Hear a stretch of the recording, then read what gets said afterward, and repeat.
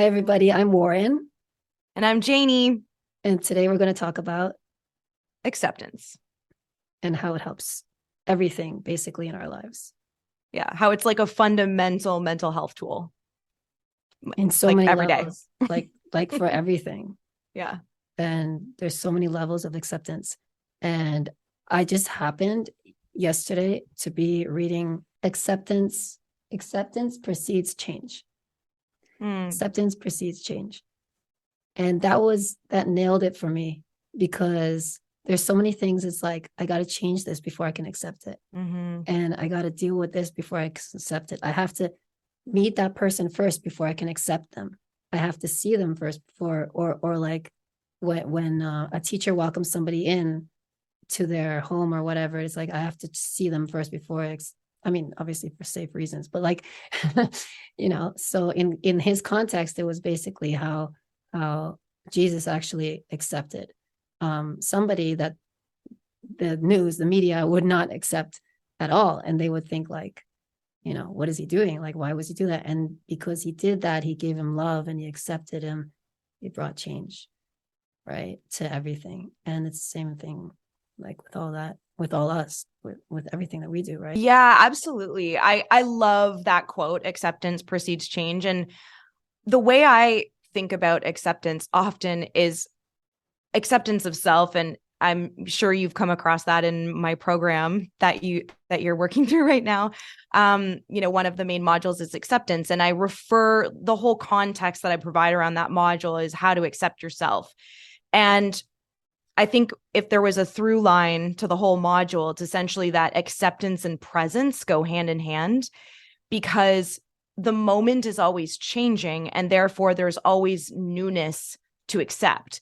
And we are always changing and therefore there's always a new version of ourselves to accept. So acceptance is a practice of staying in the moment and accepting the moment. And I'd like to add that I think that people often confuse acceptance for submission. And submission is, thought to be this kind of act of giving up. And I don't think that that's the same as acceptance. I think acceptance is an embracing and a surrendering of what is, and what is can only be found in the moment. And thus, it's this active, not quiescent, but active practice, moment to moment of acceptance. And I believe that that is the bridge to then change. Once you've accepted what is, it forms a bridge for adjustment, essentially. So I totally agree with acceptance precedes change. And I think that acceptance preceding change can happen now, and now, and so on and so forth, should we be able to tolerate the present moment. It takes a lot of work, Easier said than done, right? For Yeah. sure. Yeah. And telling somebody, oh, just accept it, or just, it is what it is, or just like those sayings that people just automatically regurgitate. It's not that easy. But you said acceptance and presence. Presence as in being present, or presence as in your presence? Presence as in being presence. But I think arguably, like, you could say the presence of, like, your presence is most profoundly felt in the present. Maybe there is no difference. I'm not sure. But what I specifically meant was the act of being present, the act of mindfulness in the moment.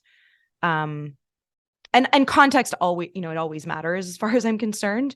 But like, if you're going through a self-acceptance practice, like if you're looking to include that as a practice in your life, I believe that acceptance can really only be found in the present moment. Because what are you accepting otherwise? Like accepting the future that hasn't happened yet? Like that's still happening in the present moment. And arguably, I've thought about this, and I mentioned this in module 2 as well. Like, acceptance of the past is simply just forgiveness. Like if you're here accepting the past, essentially that's forgiveness. It's like forgiveness is acceptance in a way. I mean, I'm sure it's like more complex than that, but either way, acceptance of the past, acceptance of the future, and acceptance of now is all happening now. So the present moment and your connection to it is, I believe, fundamental in order to actually really truly be able to accept. Yeah, forgiveness and acceptance can really be linked or integrated. I don't think accepting, to me, when I hear acceptance and forgiveness, it feels like just deal with it. Like that expression, just deal with it, kind of, as opposed to accepting that's what happened and time to move on and forgive and release all of that from within us. I never thought about, I don't believe in forgive and forget, or just telling somebody to forgive and forget. Right. Our minds are not going to let us do that anyways. Yeah. Right? Yeah. I love that you brought that up. I think when people say these like pithy parables or whatever, like, I don't know if it's called a parable, but like whatever, like it's like the old school version of what a meme is. You know what I mean? Yeah. These pithy like comments, right? Like forgive and forget, or just accept it. I really think it's possibly because they don't know what else to say, or maybe they haven't thought through, maybe they haven't been able to attune, right, to like what your needs are. It reminds me of when people are like, just reframe your mindset. And I've at length, like not to an exhaustive degree, but like I've at length talked about sort of the complexity of reframing cognition and cognitive reconstruction, and how that becomes more and more complex the deeper rooted the belief is, and the more traumatic the belief is, as well, like the more the belief came from trauma. And so reframing your mindset, like putting a positive spin on it, doesn't always work, because you have to like manually cognitively reconstruct the maladaptive belief, which takes effort and time and practice. And sometimes you can pivot and change your belief in a blip, but it depends. Context matters. How deep is the belief? Is it a core belief? Is it a traumatic belief? And I think you could relate that to acceptance and forgiveness as well, in that depending on how complex and miserable your current reality is in the present moment, that will dictate essentially how smooth of a ride it is to be in the present moment, and therefore accept the present moment. Like it's really a lot easier to accept your present moment when you're on a beach in the sun and feeling good, versus struggling in the middle of winter in depression and alone in the middle of a pandemic, like, or like stressed out of your mind because you have X, Y, and Z going on. And same with forgiveness. Like forgiveness to me is like, I've often related it to like a cold. It's like you can decide that you want to forgive, but the thing still has to work its way out of your system. And that can also take cognitive restructuring and, changing maladaptive beliefs and whatnot. So yeah, over to you. I feel like I went on a little tangent there. No, it's, by all means. I learn a lot from you all the time. Same. Thank you. So forgiveness for me is unconditional love. Releasing from yourself that heaviness that we have within us, that we're holding on to from somebody else. And when we bring in that unconditional love, it just transforms the whole scenario to bring love into that situation. And love is it's also a word that people use all the time. I only say it when I mean it. And it's like, it's more of a presence in itself, an energy, right? With forgiveness, like Ho'oponopono, right? Do you know this? The Ho'oponopono?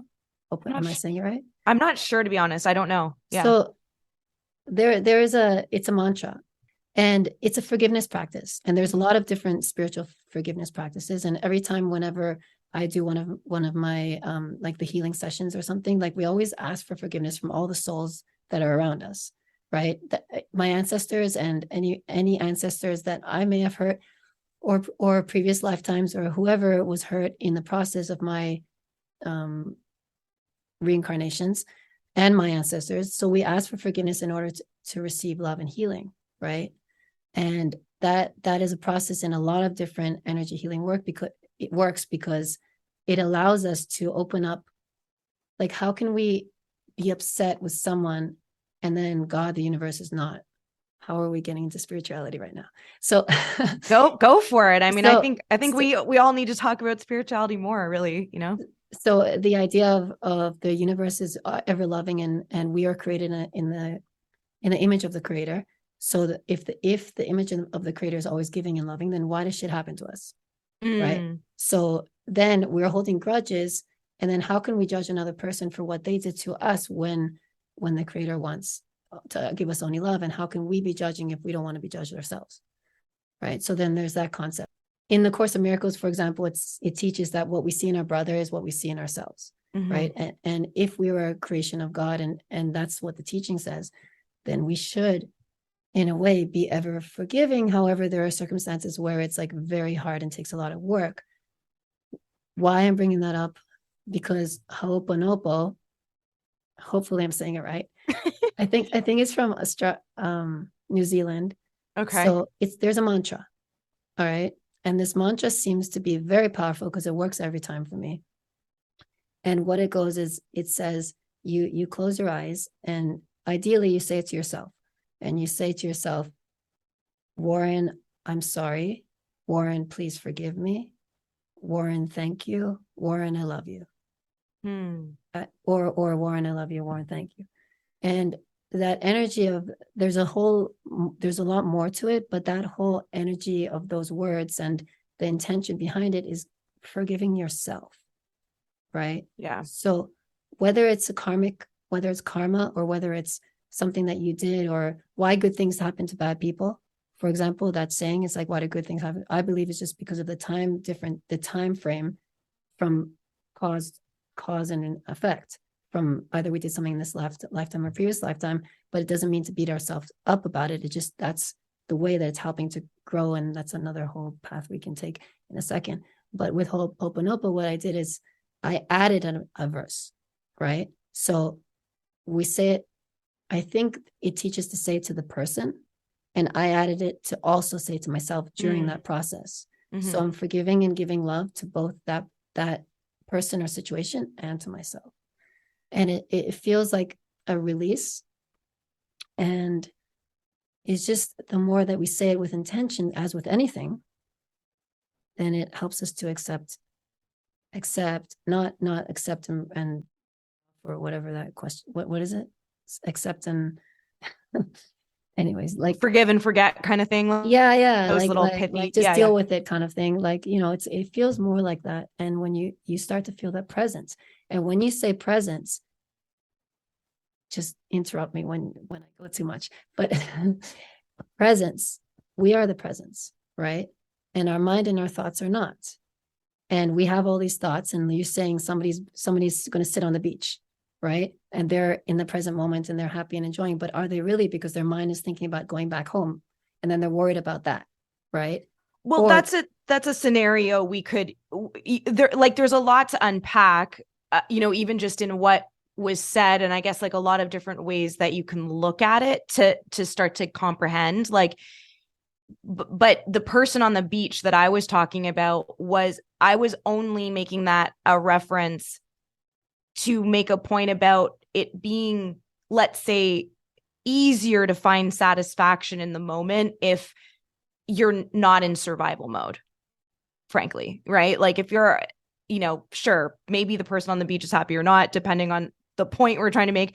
But the reason I used that as an example was simply just to say, like, I recognize that acceptance of the moment, which I believe is the only way to find acceptance, true acceptance, is in the moment. I'm suggesting that it's possibly easier to find acceptance in the moment when we're not struggling emotionally or physically. Obviously easier to, like, if we're sitting by a relaxing fountain or something, to be like, this is pleasant. I can really be in the moment here, versus like, jackhammers outside of your apartment building, or like you feeling emotionally distraught for some reason, and so on and so forth. But yeah, it's a change of scenery is always helpful, especially for mental health.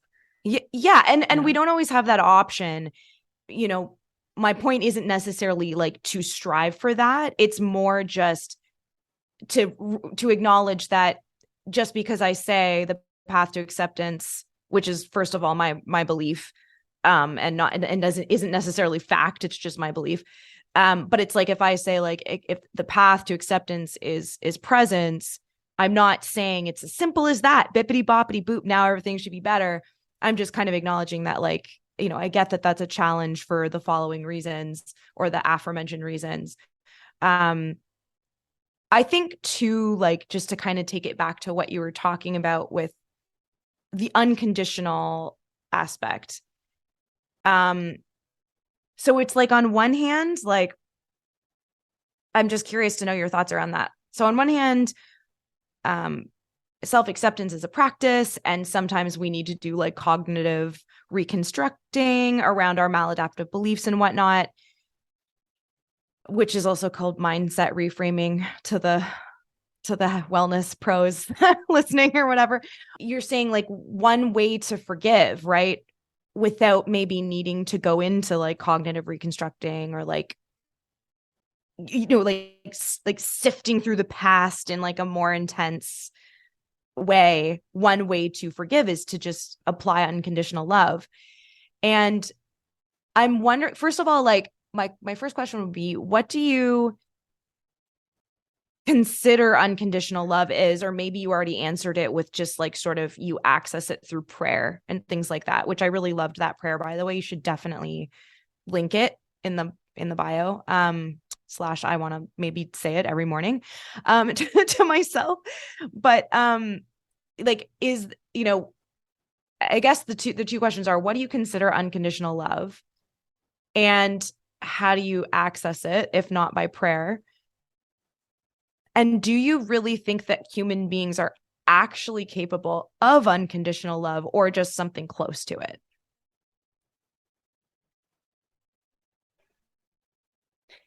I love these questions. They're good.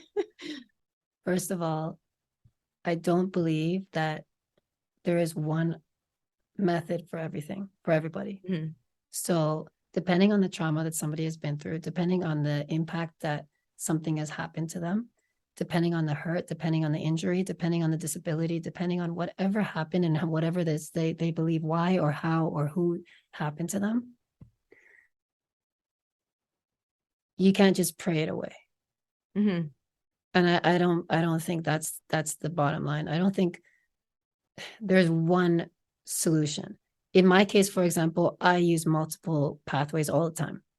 Pathways, modalities, or whatever you want to call it. Yeah. Right? Methods. Yeah, I use multiple methods because they support each other. So if somebody needs to go for therapy, or they have to do the cognitive dancing, whatever you cognitive reconstruction, or cognitive reconstruction. I feel like I'm saying it in multiple different ways, so it's probably confusing you. Cognitive reconstruction or neuroplasticity, or whatever it is that they're going to go through, or they're going to listen to Abraham Hicks, or they're going to listen to Joe Dispenza, or they're going to listen to Wayne Dyer. The point is, it's going to help them to get into the present moment by calming them. That's the first thing, right? So you were talking, remember your questions, okay?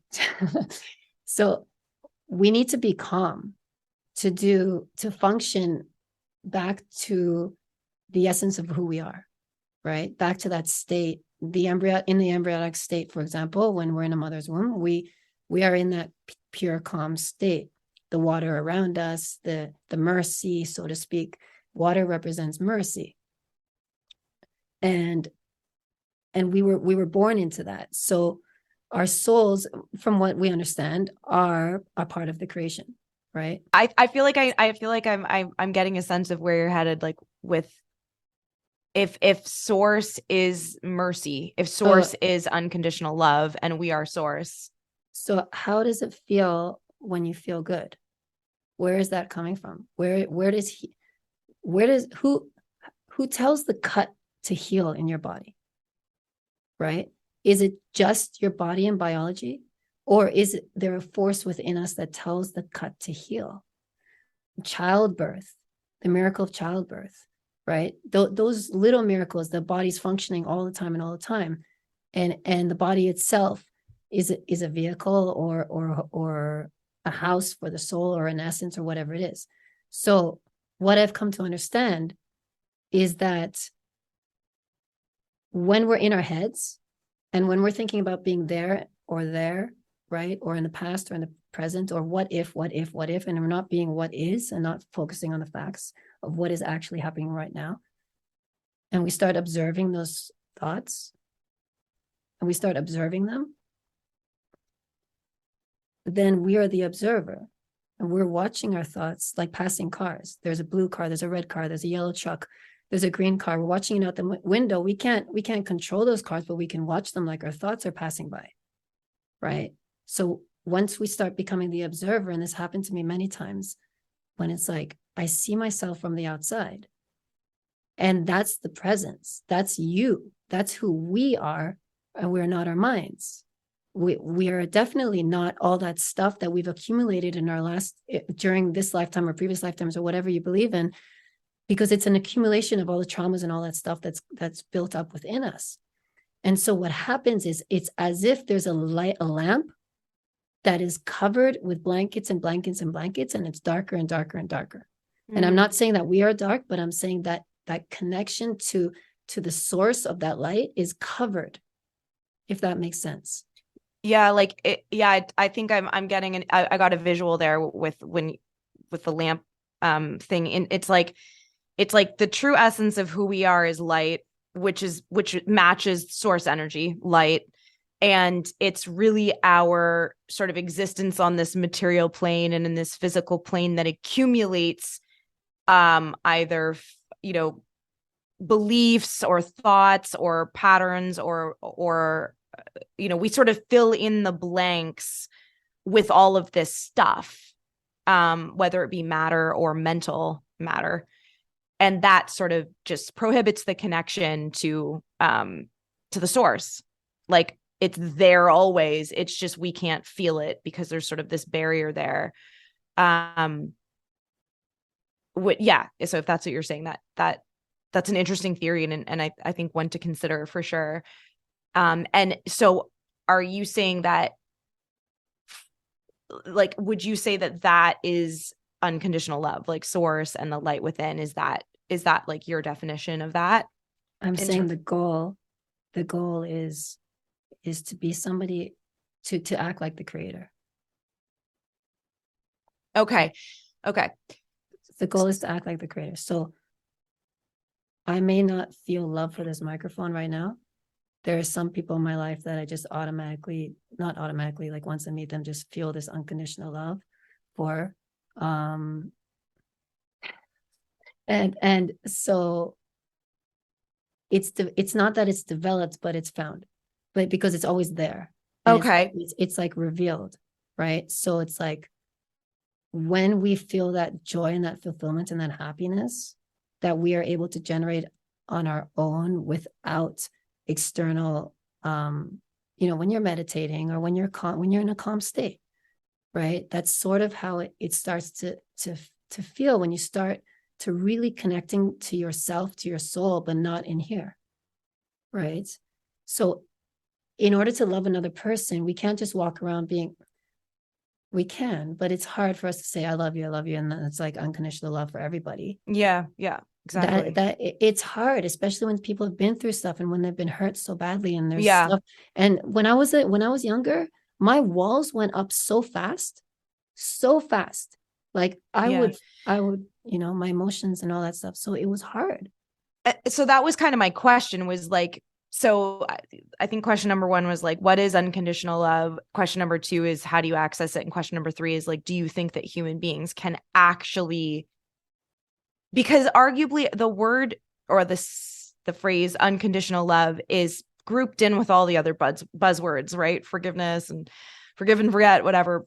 And I have my own ideas around it, but I'm curious to know, like, what, because everyone defines these things differently. Like, we all have our own understanding of what love is, period. And so I was just more curious to know what your definition of unconditional love is and how you access it.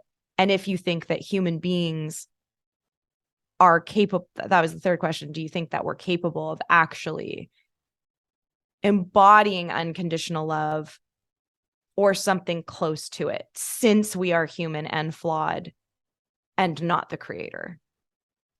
Yes, I think we can. And I think that there are people that have. And I have felt presence of healers and leaders that have this presence around them that is different from anybody else. And whether it be somebody that has really worked on their stuff, or however it is that they got there, or maybe it was just like divine intervention or whatever. Yes, I think it's possible. Love itself is something that needs to be generated inside and felt inside and connected to inside us, our own heart chakra or whatever you want to call it. The thing is, Janey, is that there's all these terminologies: universe, God, essence, presence, all this stuff. Like we don't know it's all real. We only know what we know. We don't know what we don't know. But when it comes to that love feeling, we've all somehow experienced that bliss moment within ourselves. When you're in a relationship with somebody, it's more of like two people need to feel that love within themselves also. Yes. To have a formed relationship. Yeah. Right. And it's hard for somebody to learn how to have that love within ourselves. And I'm not talking about loving yourself. I'm talking about finding that love within ourselves that gets you going in the morning. The more that we think about the stuff that we are loved for, the more that we appreciate the things that we have, that's where gratitude comes in. Right. So we're bringing more of that into ourselves. Then we start to feel it. Oh, my dog loves me. And then just stop and be there presently. Or like somebody gives you a gift, or like I was talking to somebody yesterday. They're like, pay attention to what has come to you and then work on that as a first start. So I hear that is the cultivation of love itself, or a version of love. I don't hear that it's unconditional. And I am still curious to know, even when you're saying like there's been leaders that you've met or whatever who like are different, is what you said. What about them makes them unconditional lovers? Like, and is that what you meant, right? Or are we just jumping from one, like except I think all these subjects are closely linked, but it's like, what about those leaders from your perspective make them unconditional, like have the ability to unconditionally love? Because I think that's why I was trying to find the definition from you of what unconditional love means, because without a definition of something, it's hard to debate or like really conversate around it. It's like if I'm talking about an orange, but I really mean an apple, and you're seeing me look at an apple and talk and describe an orange, then, and I think that's why our world has laws and regulations. Like we have these systems that measure vibration and light that tell us the sky is blue, right? By and large. So I think maybe your answer about these leaders would be predicated on your answer about what you define as unconditional love. I think from hearing you, so I don't believe that human beings are capable of unconditional love. I believe that we can access the theory of it sometimes, maybe consistently, maybe not consistently, maybe for longer stretches of time, maybe for shorter stretches of time, depending on the person and depending on the relationship. I think mother to child is maybe as close as it could maybe get, but still there's conditions there in that, like, the mom has needs. She's a human being. Like, it's, the love is inherently there. And I can't really speak too much about it because I'm not a mom, but it's like the love is there and it's powerful. And it's maybe one of the most powerful loves on earth. But does that equate to that person being a source of unconditional love. And I'm not sure that I can believe that it is, fundamentally because we are just flawed people. And if we weren't human beings, then we would be God. If that's what one believes in, we would just be like the creator. And then what would be the point of having a human being experience? I think there's something to be said about the reason we're having a human experience is so that we can learn how to somewhat get close to unconditional love. Like maybe unconditional love is the aim, the goalpost, and maybe we never get there, but we can certainly learn to be more loving beings in this human experience with that as the bar. That's my thoughts, but I don't know if I'm right. I'm just riffing as No, if you no, will. I'm in alignment with a lot of that. And a mother and a child, in most cases, is as close as you can get to that Right. love. When you create something that you love, or a child and a mother, that relationship, it's like they will love their child until the end, right? And if Right. anything happens to them, they'll feel that love. Right. There Right. is I would say, I do believe that people can reach unconditional love. The acts of loving somebody no matter what, and giving without wanting anything back from them, as opposed to just have complete good intentions for somebody and only want good for them and love them, and no matter what happens, whatever it is, they just love that person, and that's it.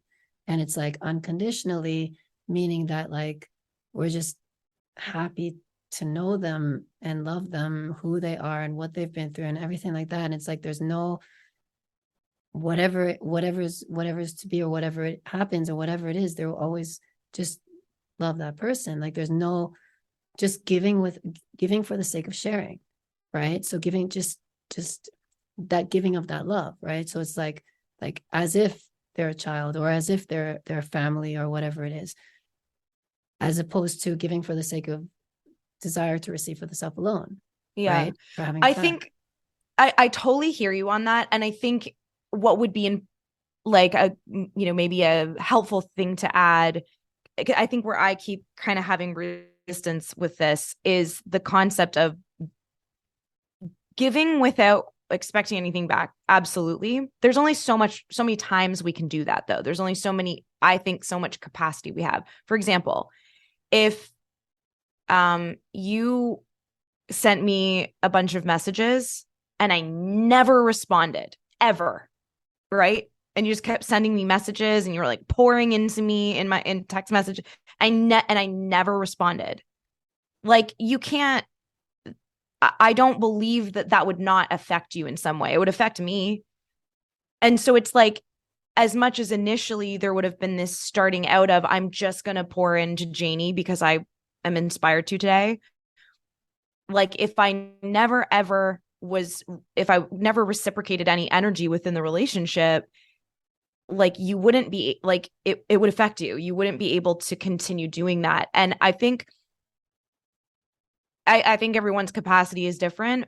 And maybe the caveat is, okay, maybe that's true what I just said, but maybe that still doesn't take away unconditional love, so long as you can, I guess, change the behavior or change the boundary within the friendship. Like perhaps like for a friend that would never reciprocate energy, you would never talk to them again and you would love them from afar. And then that would be the new version of conditional or unconditional loving.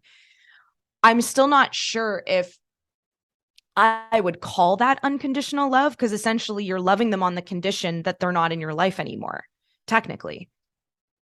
But again, this comes down to what's the definition of unconditional love. Like it's got its limits, because human beings have feelings and human beings are very sensitive to rejection, which we started to talk about kind of even before we got on here. So I like the theory, and I think it's a good theory to strive for. But I also am very realistic with how human beings are. And I don't know if that's a good thing or a bad thing. I think it's something to think about, right? Like the whole conversation, like I don't have the answers. It's more just something to think about, but it's profoundly stimulating and provoking to kind of dive into these theories, because the terms get tossed around like, you know, salt. And I don't know if I mean, I'm going to argue I don't know that we even know what we're talking about right now, but like in general, like unconditional love, like people, like, you know, when someone says like, I want unconditional love, it's like, so you're praying every day, right? Because that's where you're going to get it. Like, you know, and maybe we might be able to reach some ability to give some type of unconditional love towards ourselves. I haven't figured out how to do that. Maybe it's possible, but again, maybe it's just that we come close in some way. And again, otherwise, why would there be this human experience? It's sort of like saying, like, if we knew what our purpose was, there'd be no reason to live, because, like, if we knew how our life was going to shape up and how our life was going to turn out, there would kind of be no reason to live it, because the learning would be gone. It's kind of, and it's like, I would argue that like the unconditional love piece, like, is the carrot. Like, and if that wasn't the carrot, then what the hell are we here for, in a way? Like, or if we've already found, like, if like we already ate the carrot, it's like, well, I already found unconditional love. Like, I don't know. It's just a theory. I think that our goal is to return to love. Yeah. And that I can agree with. And I do believe that we're heading back to where we came from on a spiritual sense, based on the belief systems that I believe. And my question for you is then, where do our feelings and emotions and all that stuff come from? You see, if we take those out of the equation for a moment, or somebody is able to work with them on a different level, so to speak, that they don't control that person, then what is left? You know, can you repeat that last section that you just said, that question? I know it was rhetorical. I just want to hear you say it again.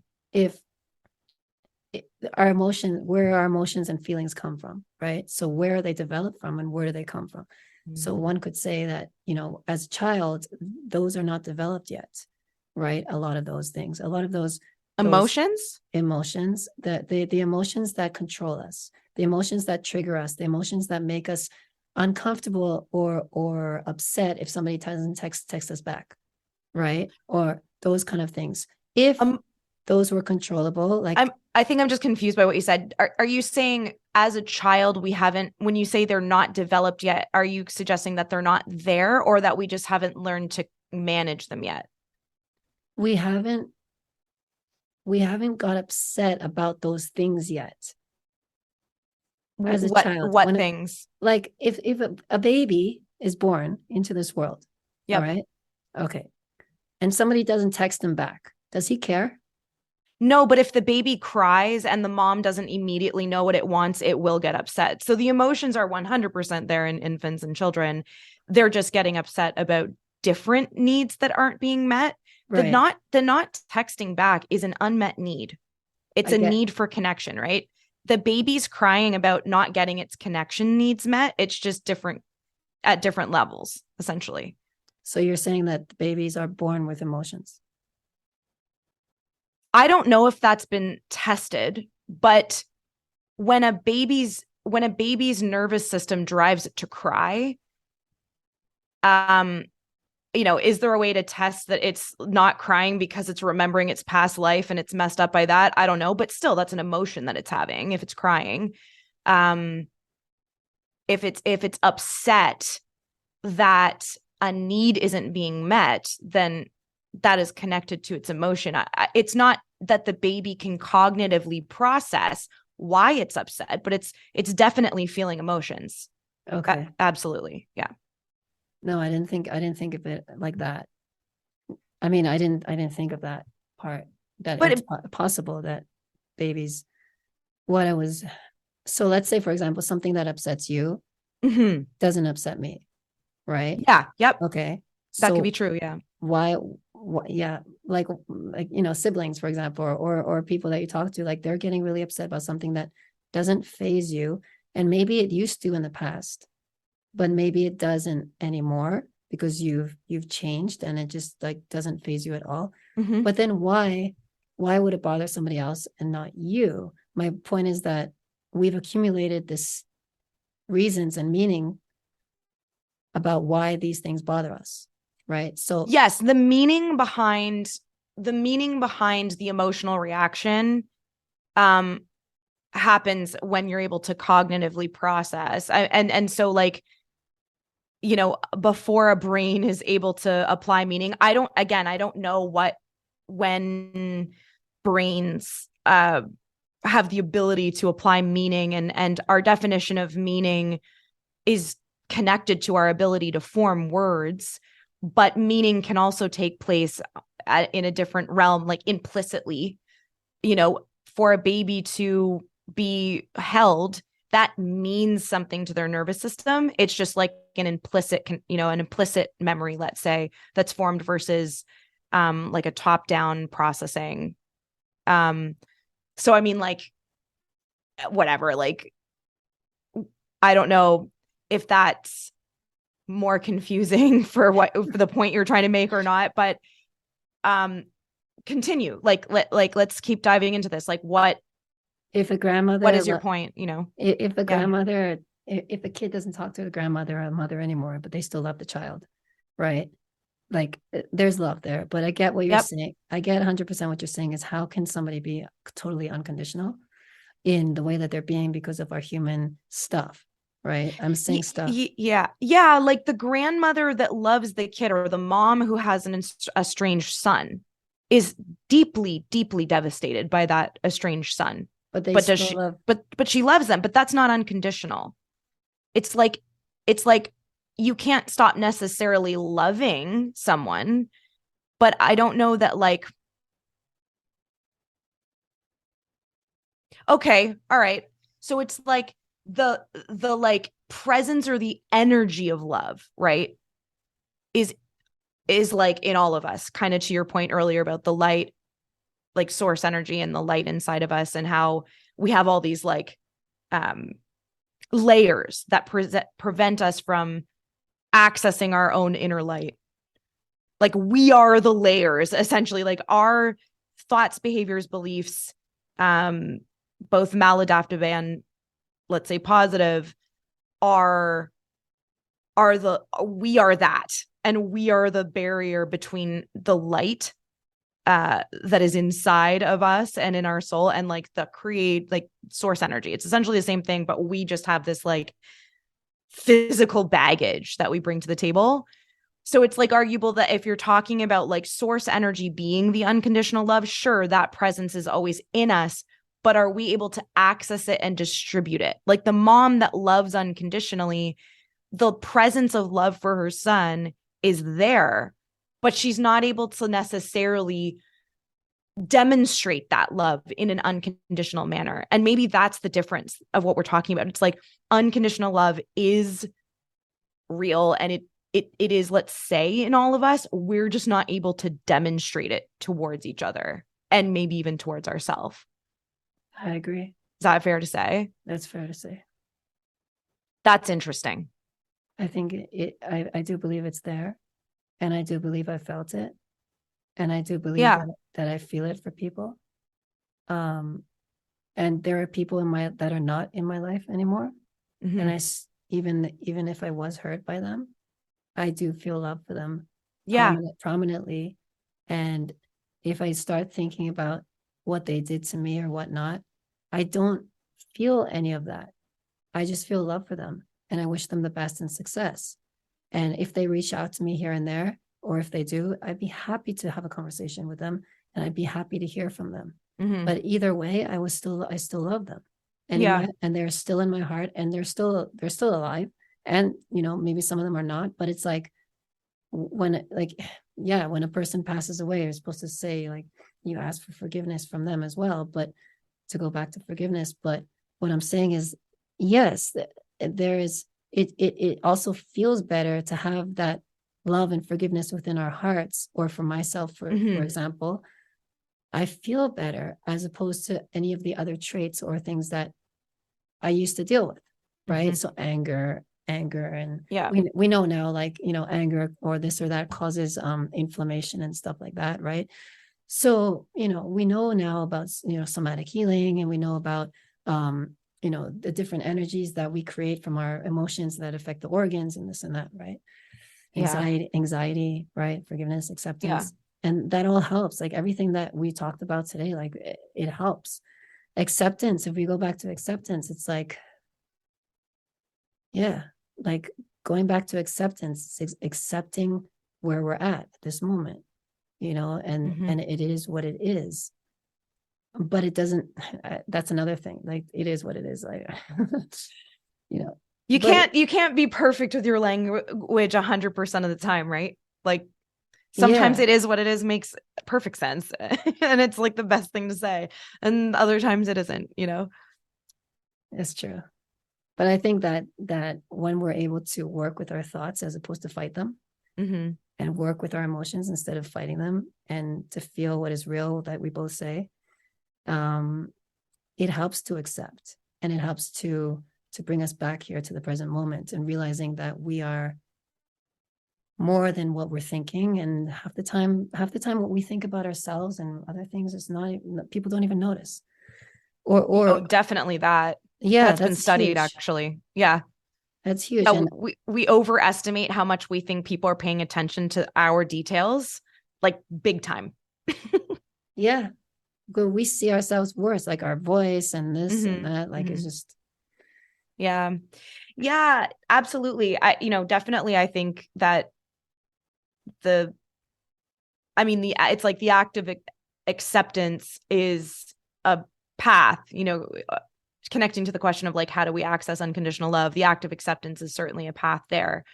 And I believe that's really the gate. The portal is through the present moment.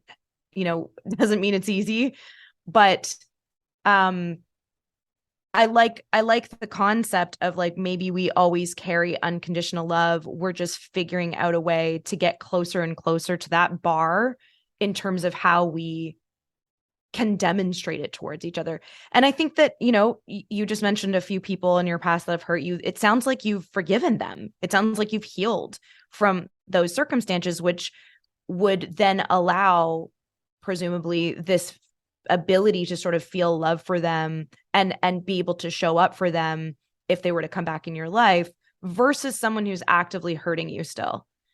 And I think that's the distinction, that might make it harder to demonstrate anything close to unconditional love. If someone's actively hurting you, like, not only do you sort of, maybe for your own safety, need to set up a boundary of like, I can't be in this person's life, let's say, at the very extreme end, or I need to have a honest conversation with this person that's going to be painful at the lower end. But either way, like, it would presumably be much harder to demonstrate anything close to unconditional love if someone was like actively hurting you still. And I guess like all the scales of people we've healed from, people that we have easy relationships from, people that hurt us, all those scales are different portals to practice, somewhat of a demonstration of unconditional love in the best way that we can, but also not to beat ourselves up when we don't get that right, because we won't. No, for sure. And if somebody's physically hurting us, there's boundaries. Or right? Emotionally, right? Doesn't have to be physical. It's if the relationship is not reciprocal, or if it's mutually beneficial, like, that's hard to show up unconditionally for. It is. It's definitely hard. And when it's somebody that's close to you, that is constantly doing something that does hurt you emotionally, that it's not that easy just to distance yourselves from, for example, that's where the work comes in. Like you said, to have those difficult conversations, create those boundaries from what we know. But then there's also the other aspect of how can I realize, like Tony Robbins says, somebody is either crying for help or, yeah, they're either crying for help or they want love. And it's like one or the other. And that's where the forgiveness or this or that, to how many times can you put yourself in somebody else's shoes? How many times can you do that? And it keeps on happening over and over and over again. Where do you draw the line? And you can't just say, oh, accept it or whatnot. But that is who that person is. And whether, and if it is affecting you, how much of that effect on you, the emotional effect, can you work on for yourself so it doesn't overcome you? And that is something that, you know, I do work on experiencing, right? And is still able to deal with that, you know, like, for example, like, you know, doctors could be nasty, right? You know, and it's like, my energy would change if I walk out of a doctor's office and that doctor was just like, you know, like, come on, dude, like, man, for sure. You know, so like, for example, do I hate them? No, I don't hate them. Have I learned from this? Yes. Have I learned from this? Did I still walk out the hospital room? I don't know if this is such a strong example, but you know, did I still walk out there in the hallways and smile at everybody on the way out? Despite my feeling, or did I work on myself? Like, as soon as I left, what can I do right away to bring my energy back up? Right? What music can I play in my ear? You know, what meditation can I do? What can I do to breathe or whatever it is? And just realize that guy, that doctor, he may be having a bad day as well. You know, maybe he just hang up the phone on his daughter, right? Maybe, you know, we don't know that. You know, should he have been that behaving that way with me? No. But it's just an example. Like, for sure. You know, we don't know what someone is actually going through or the pain that they're feeling. On the other hand. And luckily you don't have to live with that guy or like be with him on a regular basis or whatever. Like, that's, you know, at least there's that. If you aren't able to put up boundaries around something that's hurting you, it can be traumatizing. Like, Glennon Doyle Melton gives this example in her book called, oh man, what's it called? Like Uncaged or something. That's so not the name of the book, but she talks about if you're looking at a tiger and there's no cage there, you know, your instinct is going to be to like run. But if you're looking at a tiger and there's like a cage, you can like appreciate its stripes and admire its beauty and even love it, right? And that's an amazing example for boundaries and human beings. Like, boundaries are there to protect me and you. Like, if you have a gun and there is no cage around the tiger, maybe that tiger is going to die, you know. Like, human beings, if we're trying to have a relationship and there's no boundaries that make me feel good and you feel good, well, then one of us could end up destroying the relationship, you know. That's on like the light. That's boundary light. You know, boundary heavy is like if someone's abusive and you're living with them, like, there's the only place you're really going to be able to be is in survival mode. You're not going to necessarily be able to, like, I mean, I don't want to doom anyone because there are people that are, you know, in these situations, and it's like, is it possible? Yes, it's just much harder, right? Like, ideally you leave the situation, you leave that person's life, and then you can practice forgiveness and releasing of the past and loving them from afar and all of that for you, not for them, but for you. Right. Which arguably again is conditional love. You're loving them on the condition that you first love yourself. Right. So you got to give yourself freedom. Yeah, absolutely. Letting go. Not even letting go, like really learning to let go in a proactive way that's going to help you to live. Holding on to a grudge or any of that stuff is just it even if you're done with it, even if you run away, like, running away from problems is never the solution. Yeah. You know, Yeah. you can run away from somebody that has been triggering you like crazy. And, you know, I believe that we're still going to find another person that triggers us in the same way until we've actually learned how to overcome those, not overcome, but work with those triggers and realize why they're actually triggering us. Like I said before, is like things that bothering us, things that do bother us may not bother us anymore once we've changed and risen above those things. You know, for example, if somebody believes in astrology, for example, not all of us do, but our star signs kind of give us the guideline of what it is that we're here to overcome in this lifetime. For example, right? So if somebody, you know, is Sagittarius and they're very tactless, for example, that's one of the traits. It's like maybe they speak without thinking about others, or a Cancerian is very, very shy or whatnot, right? Or very a Taurus is very like whatever those things. Once we start to realize that if we start to overcome those things, um, to rise above our nature, so to speak, then we tap into something else. And what that something else is, maybe it's getting us closer to returning to that love, what it is. And maybe those are those blankets.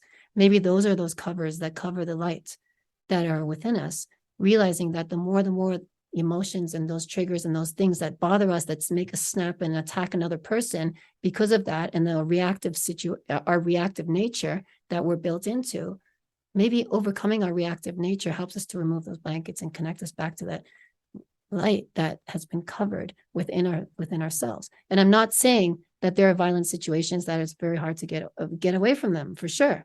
You know, domestic violence and all that stuff like that, for sure. Like, I'm not saying anything. Don't stay there. I'm just saying, context matters, right? yes. Like, period. Like, it's like if your life is in danger or your well-being is at threat, leave in any way that you can. Get away from that situation, protect yourself, and heal once you're in a new safe environment.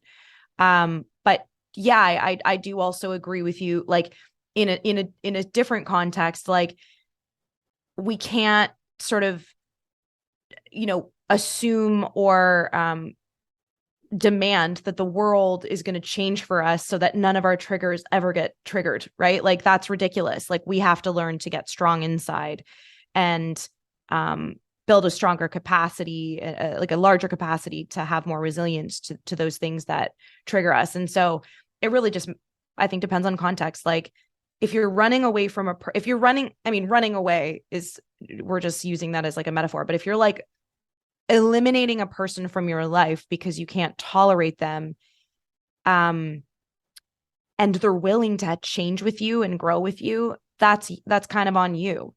But if you're in a situation and the person isn't willing to grow and you're growing apart, like, then yeah, like, it doesn't have to be abusive to sort of say this friendship isn't for me and it's not helping either of us and I'm done. Like, obviously, in not so many words. So yeah, I mean, I think the context always matters. And it's sort of up to you to decide. Even in abusive relationships, it's hard to understand when to leave, and it's hard to know sometimes if you're even being abused. Like, it's very complex, right? So it's not to say that, you know, if someone doesn't leave in an abusive relationship, that they've like brought it on themselves or they've messed up or anything like that. It's just when you've become aware that you deserve better, like, protect yourself and leave, you know? Yeah. That's the other thing, is that some people think that they're responsible for what's going on in their lives. And I mean, they think that whatever bad is happening to them is their fault. Also, like, you know, like karmic things, like, oh, I deserve this. I'm just a bad person. This just shit. This stuff happens to me. You know, that's a maladaptive belief that needs to be really targeted. What did you say? Maladaptive? Yeah, that's a maladaptive belief that really needs to be targeted. So maladaptive beliefs actually sometimes start out really helpful. So, for example, a kid that witnesses chaos around them in the household, children often internalize their environments and blame it on themselves because it's a way of controlling or helping them feel like they're in control. So if a child is exposed to a really volatile environment and it's really disrupting them, they might internalize it as something that they're doing so that it gives them something to try and manage. Like maybe they'll try different methods to see if it'll work, to see if the violence will stop. And that belief that it's something I'm doing and therefore there's just something I need to fix here. That belief kind of gets them in a weird way, like it can get them through that period of their life and help them survive. Because if they submit to, oh, this is completely beyond my control, they might not make it out, right? So insert, like, this isn't across the board a generalized statement, but I'm just using this as an example, like the belief of, oh, this is my fault could be adaptive for that kid in that period of time where they have zero control over their life and like they still rely on the violent attachments to feed them, like literally help them survive. So they might go, okay, like there's something I'm doing. Let me keep trying these methods. And then when they like leave the home and they can support themselves, that belief is no longer necessary because they're not in that violent environment anymore, but they still have the belief. And that's when it becomes maladaptive. So it's maybe adaptive for a period of time. Again, this is just an example. This isn't like exactly how it works. There's different variations of this, but like a kid has a belief that's adaptive and then they get older and it becomes maladaptive. It's now just like this belief that no longer makes sense and it's still disrupting their life. And even recreating the scenarios, a lot of people have maladaptive beliefs and a belief that all these bad things that are happening to me, it sounds like a traumatic belief to me. If someone believes that all the bad stuff that's happening is supposed to and it's like their fault and it's like they're being Murphy's punished Law. and stuff, Yeah. or whatever, like whatever they want to assign it to, it sounds like it could be rooted in trauma, but if not that, like it's at least just a very shitty maladaptive belief. And when that's the case, like it really needs to be cognitively reconstructed. Like it really does need to be reframed, or else the person's life will always be falling apart, and that sucks, obviously, like deeply. Well, wow. Yeah, I never thought about it that way, about a child and then they leave and then it overcomes it. When I mentioned that, not overcomes it, but doesn't act that way anymore.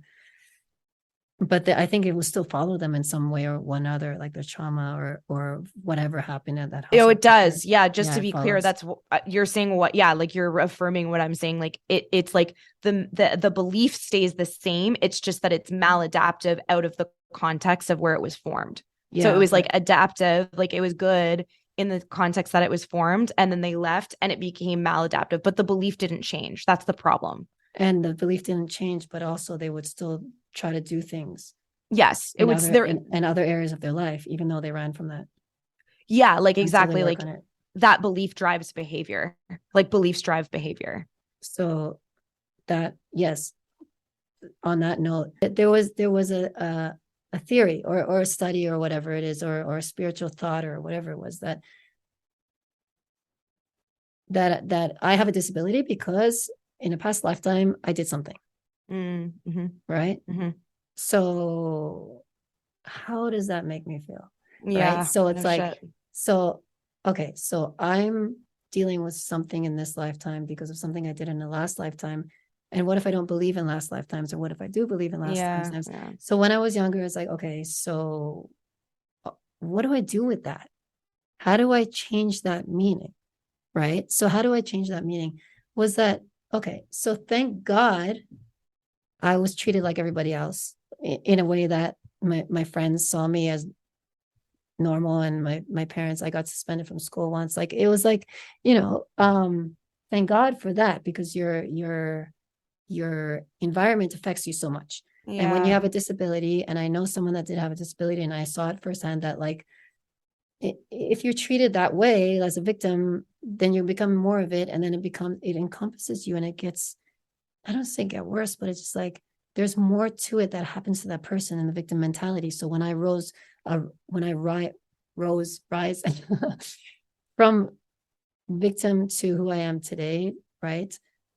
To being the person that I am today, is like I had a choice when I was a kid. I had to accept something somewhere, right? I had to find somewhere the love or whatever. I must have switched it. I don't know when, or I don't remember how exactly, but I switched it to say that and I started saying it without even realizing that I was gifted with this disability. Mm. I was gifted with it in order for me to accomplish what I needed to accomplish in this world. Not like a martyr, but there are those moments when it's like, okay, I'm suffering a little bit more than most people, on top of everything else. Yeah.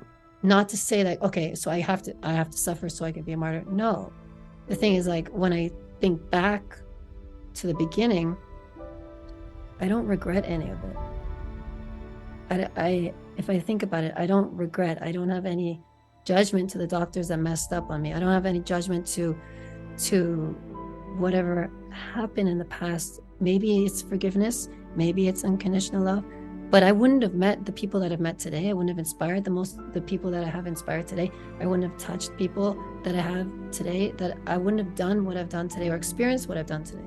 Mm-hmm. Yeah. And if just the other day when I spoke about those unknown impacts that we make those unknown impacts all the time, and I think that acceptance plays a big role in that, in realizing that where we are in life, there's a reason for that as well. And I think that even if tomorrow was my last day, I'm grateful for what I have done and who I've met in this lifetime and who's around me. And I think that gratitude helps us to get to that unconditional love and return to it as well, without having any, I don't want to say resentment, because there are some things that I still wish to accomplish and receive and do, but I would say no judgment or blame or whatever. Like, at least some of those things are not really in my lexicon, so to speak, right? That's so powerful. I mean, what a way to end our discussion on acceptance, by giving the ultimate acceptance. Like, I know your story, and I can't mention some of the things I want to mention because it's me sharing your story, but it's like, I happen to know what happened, or some of, you shared some of what has happened, and to find forgiveness for, certain people in your path is just an abundant amount of acceptance. And I think that, like, when I hear something like that, it really makes me think, our ability to find satisfaction, to find joy, to find meaning, that keeps us going, like meaning that, I don't want to say like meaning that means something to us, like purpose, right? It really is. It's so cliche to say, but it really is up to us.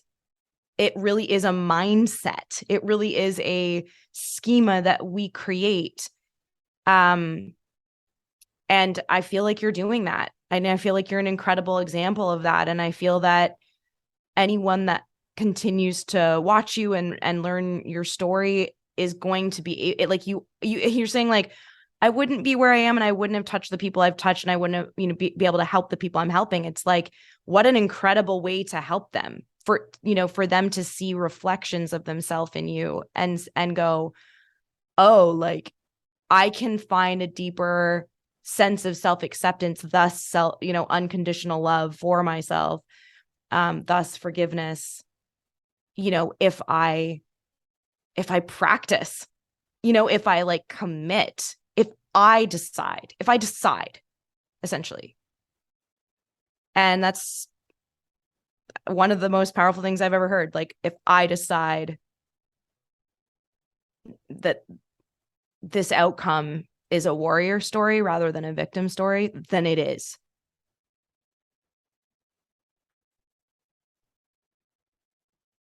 Thanks for that. No, thank you for that. Wow. I'm like, we can go forever. Mm-hmm. Our life is what we choose it to be, and the meanings are what we make it to be. Yeah. And that's the bottom line. It's the only way that I know to make things mean the way that they mean. And even today, I was telling you how hard it was to show up today. That's just tip of the iceberg, right? Right. Of like, I don't think about it. I just show up because there's a meaning behind it. There's a reason why. And we can get into that another time about why we do things and purpose and all that stuff. But thank you so much. This was awesome. Thank you. Really, really good conversation. I really enjoyed it. I'm glad. As always. As always. Yes. I was just going to say, it's like, yeah, honestly, some conversations are worth living for. Yeah. I feel that. I feel that so much. Yeah. So anybody who's watching or listening or hearing us talk today, if you found this helpful in any such way, please like, share, comment, and be sure to subscribe below. And if you have any questions for Janey or I, please comment below and we'd be happy to respond. And thank you for being here. Thanks for watching. Thanks for having this conversation. Love you, man. Love you too, my friend.